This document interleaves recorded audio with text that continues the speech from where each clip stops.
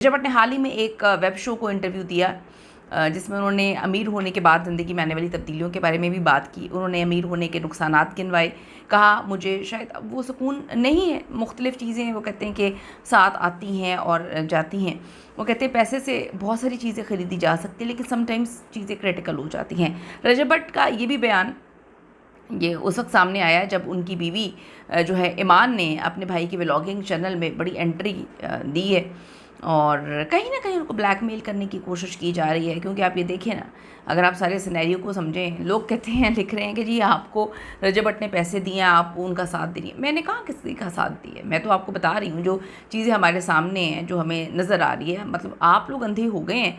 औरत कार्ड के पीछे हमारी आवाम इतनी अंधी हो जाती है कि उनको गलत सही नज़र ही नहीं आता। मतलब मैं बड़ी परेशान हूँ कि हमारे अंदर गलत सही की पहचान ख़त्म हो चुकी है। यहाँ पर चलें जी, रजब भट्ट दूध का धुला नहीं है, तो फिर ये क्यों कह रहे हैं कि ईमान या उनकी फैमिली दूध की धुली है? देख लें कौन किसको कहाँ पे कैश करवा रहा है, किसने कितना कैश करवाया है, ऑन ने कितना कैश करवाया, ऑन की क्या अचीवमेंट है, क्या उन्होंने रजब भट्ट की तरह डे 1 से इतनी मेहनत की है? उनको तो रजब भट्ट के नाम का फल मिला है। इज़्ज़त देने वाली ज़ात तो अल्लाह की है, लेकिन मेहनत तो इंसान आप देख सकते हैं, या आप वो भी अंधे हो गए हैं कि नहीं देख रहे? रजब भट्ट यहाँ तक कितनी मेहनत के बाद पहुँचा है और इन्होंने रजब भट्ट को गंदा करके, अपनी बहन को गंदा करके जो है उनके रजब भट्ट के लिए लोगों के दिलों में नफ़रत डाली।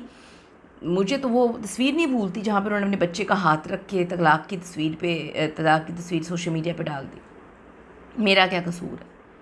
सबको सबका कसूर बहुत अच्छे से पता होता है कि कहाँ पे किसका क्या कसूर है।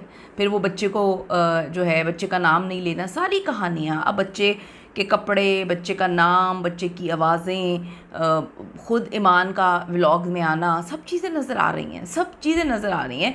लेकिन हमारी आवाम जो है ना, वो कहते हैं कि जब हम किसी से नफ़रत करते हैं तो हम उस नफ़रत में इतना पागल हो जाते हैं कि हमें गलत सही की पहचान नहीं रहती। तो रजब भट्ट की नफ़रत में, बुग़्ज़ में इतने पागल हो गए हैं लोग कि उनको गलत सही नज़र आ ही नहीं रहा। कहाँ पे किसने किसको कैश करवाया, किसने किसको इस्तेमाल करके फेंका, क्या चीज़ें हुई, सब कुछ अच्छे से नज़र आ रहा है। लेकिन आवाम जो है इसको कह रही है कि जी देखो कितनी स्ट्रॉन्ग लेडी है कि वो अपने पाँव पे खड़ी हुई है। वो अपने पाँव पे नहीं, वो रजब भट्ट का नाम लेके दोनों बहन भाई यहाँ पे खड़े हुए हैं। रजब भट्ट का नाम अभी भी इस्तेमाल कर रहे हैं आखिरी दम तक, जब तक वो रजब भट्ट के लिए लोगों के दिलों में नफ़रत नहीं डाल देते, सिंपैथी इकट्ठी नहीं कर देते।